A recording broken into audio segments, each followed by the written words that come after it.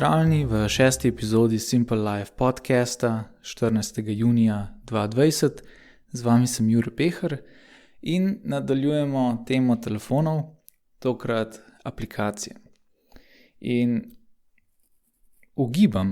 ugibam, ampak se mi zdi, da imate vsi, oziroma da imamo vsi, čeprav ne vem, če bi lahko še kakšno sploh zbrisal, ampak mislim, da bi lahko. Mislim, da imamo vsi preveč aplikacij na svojem telefonu, da uporabljamo preveč raznih pripomočkov, družabnih omrežij in pač svašta. Vsega imamo toliko, da veš, kaj je fora? Fora je, da ko imaš veliko stvari, možgani rabijo preklapljati med njimi. Vsaj jaz imam tak občutek, da možgani delujejo na princip kategorij, se pravi, ko razmišljaš o recimo svojemu spisku stvari, ki jih imaš za narediti, je to druga vrsta razmišljanja, ko razmišljaš o Facebooku ali pa o Instagramu ali pa o tem, kjer film boš gledal pol. Pač vse je ena svoja kategorija, ali pa lahko gremo celo na nivo misli. Vsaka zadeva je svoja misel. In se mi zdi, da gre ena majhna količina energije za to, da možgani preklopijo med eno pa naslednjo mislijo. Oziroma gre za vsako zadevo, pač za vsako misel ne gre nekaj energije. In zdaj, če imaš recimo 100 aplikacij naloženih na svojem telefonu ali pa še več, potem vsakič, ko odpreš telefon in se sprehodiš čez vse zaslone, vidiš vse te ikonce in možgani morajo vsaj v podzavesti sprocesirati vse to. Se pravi, to je ta, to je ta, to je ta, to je ta, to je ta, to je ta, to je ta, to je ta, to je ta, to je ta. In mi tega sicer ne čutimo, ampak možgani grejo čez vse, kar vidijo in ti pač pomagajo najti ono zadevo, ki jo trenutno iščeš. Zdaj, če je teh veliko, je kot prvo težje najti tisto, kar iščeš in mislim, niti ni toliko težje, saj veš, kje imaš kaj, ne pa si navajen, ampak podzavestno ti povzeme nekaj energije, ki je ne bi rabil zgubiti, če bi imel manj aplikacije recimo na telefonu. Saj to velja sicer za vse stvari v življenju, ampak zelo vidno je pa na teh aplikacijah. Jaz imam recimo iPhone 6 ima 4 aplikacije na vrstico, pa 7 stolpcev recimo in nimam zapolnjenega prvega zaslona. Pač imam manj aplikacij, kakor je prvi zaslon. Dobro, nekaj jih imam v teh, ko se reče, v mapah. Vse, ki jih ne uporabljam redno, pač sem vrgel v tisto mapco. In ja, manj kot en zaslon, jih je vse skupaj. Tako da, ko odprem svoj telefon, moji možgani niso neki obremenjeni s tem, da morajo iti čez vse, da najdejo eno, ampak takoj, tamle je. Ker imam samo en zaslon za pregledati in pač ni nič tazga gor, kar bi se stalno posodabljali. Veš, ala Facebook, Instagram, Twitter, Snapchat in vse podobno, ti stalno pošilja neka obvestila. In moraš slediti temu, če hočeš biti, zdaj bom v navednice dal, na tekočem. In kot prvo, ne rabiš biti na tekočem, ker te zadeve večinoma niso pomembne. Mislim, na tekočem moraš biti s tem, a je prišel nov val koronavirusa, a je še vedno lepo mir v državi, a se je kaj pomembnega gospodarsko gledano zgodilo, pa a se je kakšnemu prijatelju, družinskemu članu, sorodniku zgodilo kaj, kar moraš ti vedeti. To je vse, kar rabiš slediti. In Facebook ni neko dobro mesto za sledenje temu. Tale Instagram, Twitter in Snapchat in ostalo tudi ne. Pač, veš, zato imaš bolj poročila, imaš tako resne časopise, imaš klic, se pravi, da sorodnika ali pa prijatelja dejansko pokličeš pa povprašaš, kako in kaj. Pač to so tisti resni kanali, ki jih rabiš imeti v življenju in ne vsa ta poplava aplikacij, ki ti več ali manj dajo občutek, da nekaj delaš, ampak zares ne dobiš ta pravih informacij oziroma ne dobiš substance. Evo, te zadeve tvojemu življenju ne dajo substance. Tudi če vidiš kakšno sliko, recimo, en dober primer je, ko se kakšnemu prijatelju rodi prvi sin, hčerka in pol objavijo to sliko. In je ful fajn, pač lep dogodek, lepo je videti tisto sliko, ampak obenem pa, se ne vem, če ste kdaj razmišljali o tem, ampak ti greš na Facebook, vidiš to sliko in pa si misliš, da si tako rekoč že videl tega novorojenčka. In ti zdaj zavedno ali pa nezavedno ti mal zniža željo potem, mogoče bolj nezavedno. A veš, ko si pač ga že videl, imaš pa kar naenkrat nižjo željo, da bi dejansko šel do prijatelja na obisk in, a veš, videl na svoje lastne oči tega novorojenčka. Mogoče malo čuden primer, no, ampak včasih te slike, ki jih gledamo, nam znižajo željo po dejanskem druženju z ljudmi, katerih slike gledamo. In nam dajo, a veš, tist kratkotrajen občutek, da se neki družimo oziroma da smo socialni oziroma da smo ampak ta občutek ful hitro zgine. In pol rabiš novo mero tega in greš spet na telefon, spet po ta občutek.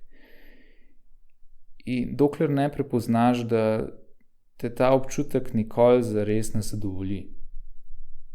Da če že kaj, te zadovolji to, da se dobiš v živo z ljudmi in se pač družiš, dejansko družiš. Mislim, se je pol kasneje priješ tudi do tega, da tudi druženje ti nikoli ne more zapolniti tiste, veš, globoke praznine v sebi, ker so to druge stvari, ampak to je že pač področje duhovnosti in to. Ampak kar hočem reči je pa, da aplikacije pa zagotovo ne naredijo tega. In kar je današnji predlog vsem, tudi meni, bom šel pa še enkrat čez telefon pa pogledal, kaj lahko zbrišem, je, da zbrišete vse, kar ne dodaja substance v vaše življenje. Kar ne dodaja nekaj, kar je res vreden in ki ti da dober občutek glede samega sebe za več kot 5 minut ali pa za več kot pol ure, 1 uro. Nekaj, kar ti je res cool. Čakaj, zdaj grem prav po telefon pa naštejem, kaj imam jaz recimo. Ne zato, da sem kao nek vzor klele, ampak samo tako, kaj se meni zdi vredno imeti na telefonu. Imam slike, imam 2 aplikaciji za maile, en je pač za te klasične maile, Gmail, Yahoo, en je za recimo Simple Life, pa za moj drug blog, pa imam aplikacijo za vse naloge, ki se reče Tik, ampak o tem bom govoril v eni od kasnejših epizod. Slack, to je za komunikacijo s kolegom, ki delava na eni aplikaciji skupaj, Dropbox, za vse datoteke, pa da, veš kaj včasih naredim, poslušam na YouTubeu kakšen podcast in ga hočem dejansko samo poslušati v bistvu ne, ni podcast, ampak je nek video datoteka in pol si jo pretvorim v MP3, naložim na Dropbox in pol poslušam lepo na Dropboxu na svojemu telefonu, zato da lahko zaslon vmes izklopim. Ker YouTube je malo butast narejen in po svoje tudi butast, da audio podcast nalagam na YouTube, ampak takle imamo zaenkrat. YouTube ne moreš zaslona izklopiti, pa da bi še naprej zadeva audio predvajala. To je meni tako, zakaj ne naredijo tega? No, v glavnem pol imam Signal, ki je ena krasna aplikacija za pošiljanje kriptiranih sporočil, diktafon, pa klele imam še pod tole. Eno mapco imam, kjer imam tiste druge aplikacije, ki jih redkeje uporabljam, recimo aplikacije za blokiranje oglasov, Google Drive, Google Sheets, moje kartice, SKB, Google Maps, SoundHound, pa še tiste, ki jih je Apple že naložil, pa ki se jih ne da zbrisati. In to je to. Ja, dejansko sem zdaj naštel vse, kar imam na svojem telefonu. In te so skoraj da te, ki jih nujno potrebujem, vse ostalo sem zbrisal, ker pač ne rabim tega. In se mi zdi, da nas večina misli za zelo, zelo veliko stvari, da to rabimo, ampak zares, bom vzel za primer Facebook Messenger. Kaj Facebook Messenger naredi, kar SMS ne more narediti? Mogoče imaš, ko se menjaš za novoletno zabavo, kdo bo kupil kakšno pijačo ali pa za kakšno drugo zabavo, kdo bo zrihtal futer, pa kdo bo zrihtal to pa uno pa tretjo, pa kdaj točno se dobi, pa kje. Ja, mogoče je koristen za te skupinske pogovore in da se lažje zorganiziraš, ampak za vse ostalo pač SMS, to je to, top shit.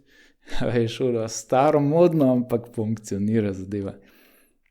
Tako da ja, poskusite enkrat zbrisati vse, kar ne rabite, za teden, 2, 1 mesec in pa si komot na novo naložite. Saj lih to je fora, da to ni, dokončna odločitev, ampak je lahko nek eksperiment. Probaš za 1 teden, samo da vidiš, kako je, če nimaš Facebook Messengerja na telefonu.